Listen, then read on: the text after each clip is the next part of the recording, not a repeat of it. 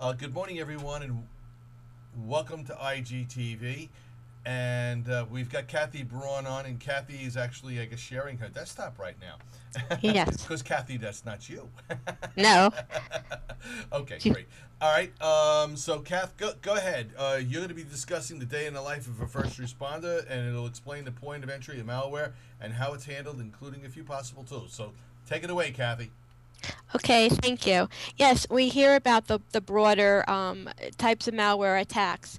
But as was pointed out, companies have to deal with this 24 hours a day, 7 days a week, and they're not in the newspapers. But if they didn't do this, there still would be repercussions, either intellectual property, whatever.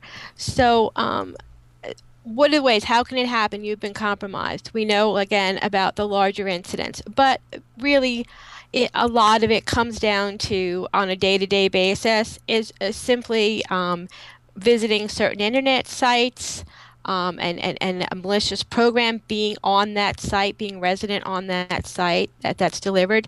An individual using their USB device, as we hear about, they plug it in here, they plug it in there, download this, use their email, plug it back into the office, and voila, they have just infected their computer and the alarms go off. As far as a network attack, we've heard more sophisticated talks on that, but I'm not looking to go at that level, but I don't like to negate it overall.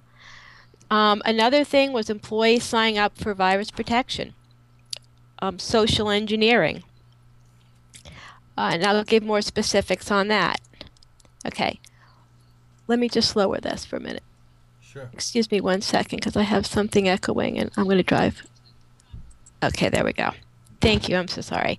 Anyway, one such incident that I can go into was this website Flickr, which is like a photo site. It's very benign, you would think. What could be the problem? So of course everyone's going to go there, and there isn't going to be any blocking for that particular IP.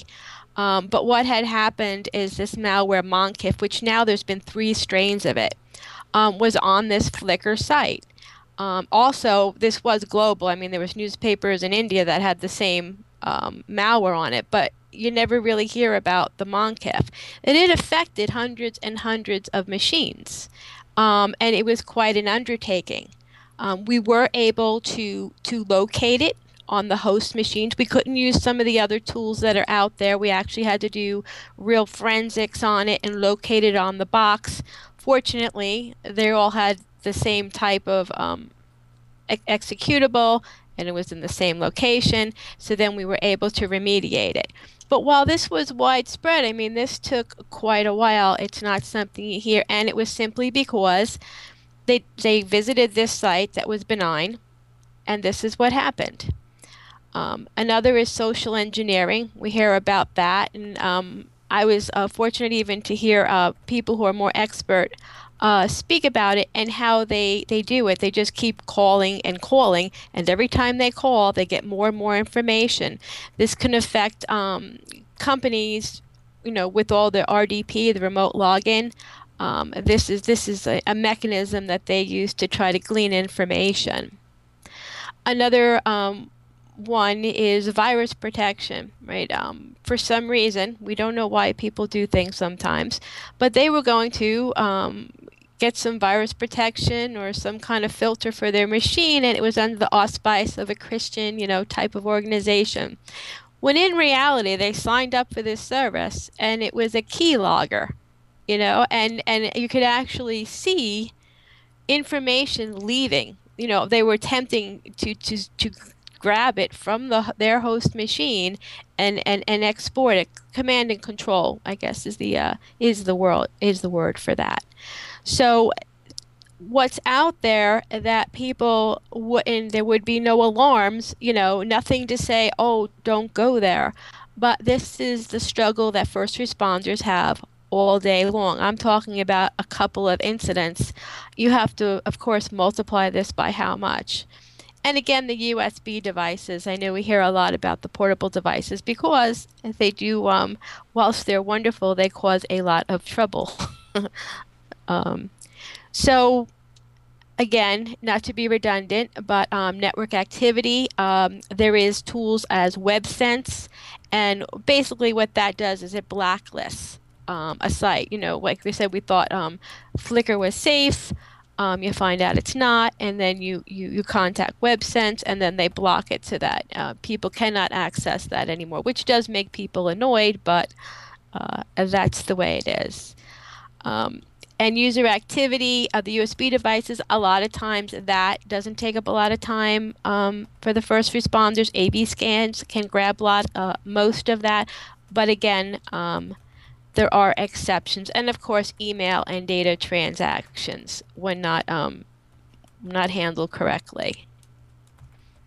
So the first line of defense that we've already heard about, I won't go into any great detail, of course, is the SIM systems and but from a first responders, if I'm sitting there as a first responder, it's already been captured. It's in the proxy log. The alarm went off, and what the first responder will receive first is an email saying, such and such hosts are possibly infected. Here's a glimpse of the proxy log.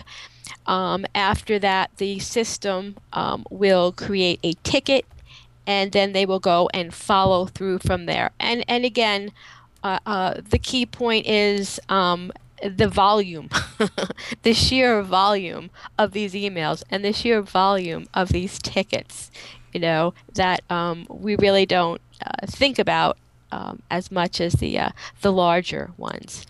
And then after that, sometimes it's benign. The payload was not successful. And other times there is remediation, like with the Monkif, when you do have to go into a forensic mode. So what are some of the tools you use? Because you want to go in and you want to go out as quick as possible. It's not like a forensic analysis where you want to take a long time and really, you need to resolve this ASAP. So there are some tools out there like JS Unpack, and it's really cool because you can just take the URL that you've gotten from the proxy log, paste it right in there, and it'll go through the code for you. And it's very effective. For quite a lot of situations, and it's quick, and that's the key, quick.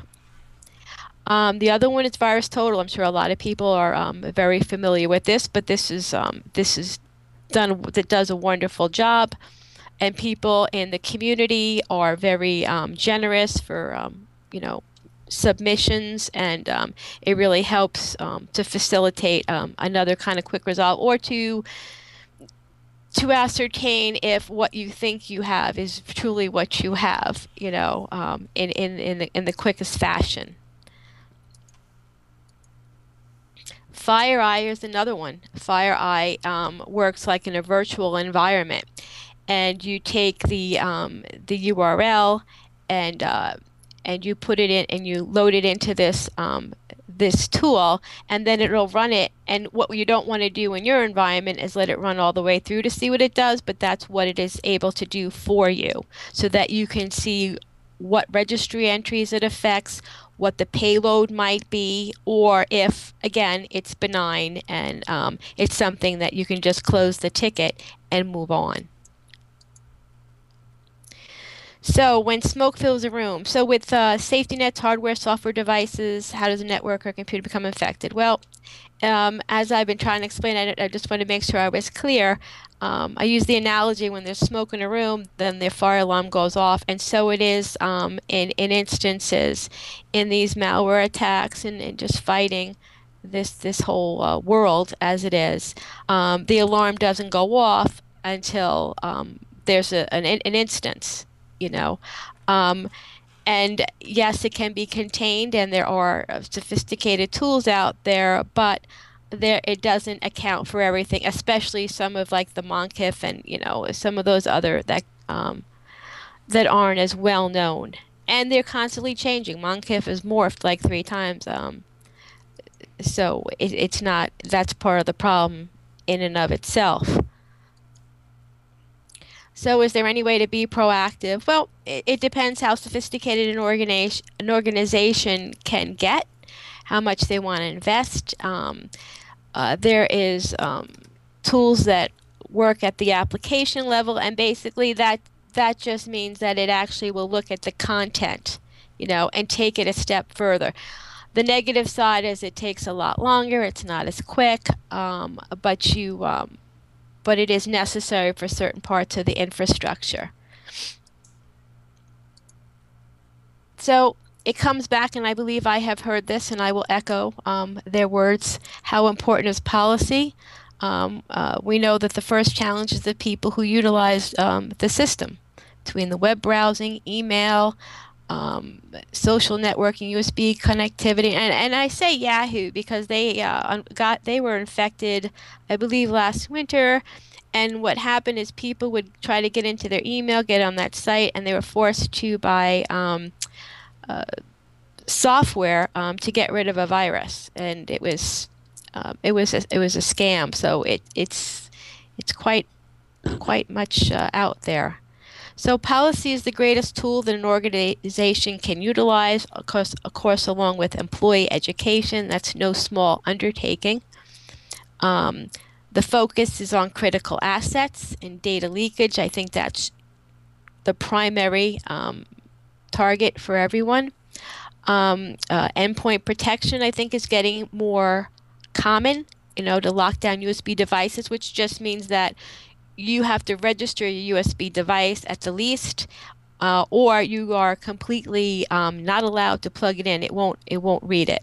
Just the software will just say, no, sorry, you cannot use this.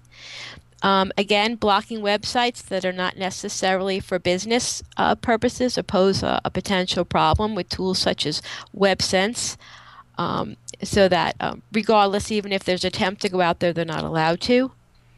And to what we all can do. There is just so much free information out there now. It's a very generous society of people, and to keep current on trends by attending the free webinars, which I do myself. I try to go to one a week just to try to keep up. So basically, that's it. That would be a day in the life, and that's it. Well, that's terrific. All right. Are we gonna see you again? Oh, oh, oh, oh. If I can get myself back on here. There you go. Am I back? Yeah. No, not yet. Let me see. I'm sorry. I wasn't trying to hide, I swear. No, that's okay. Don't worry about it.